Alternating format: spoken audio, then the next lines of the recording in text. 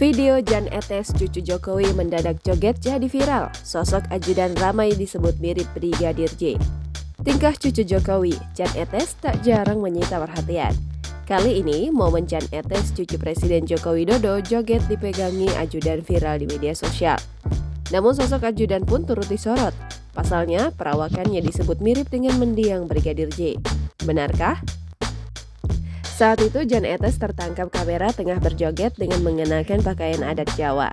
Jan Etes mengenakan baju adat Jawa saat menghadiri upacara HUT ke-77 RI.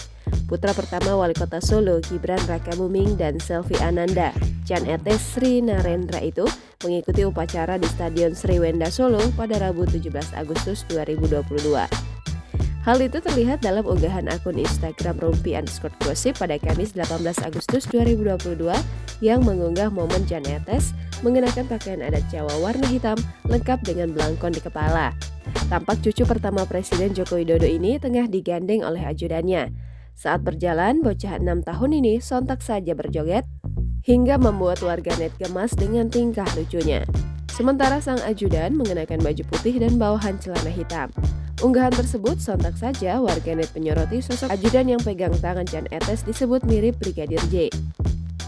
Seperti diketahui, Pemkot Solo menggelar upacara HUT ke-77 kemerdekaan Indonesia di Stadion Sriwendari Solo pada Rabu 17 Agustus 2022 pagi.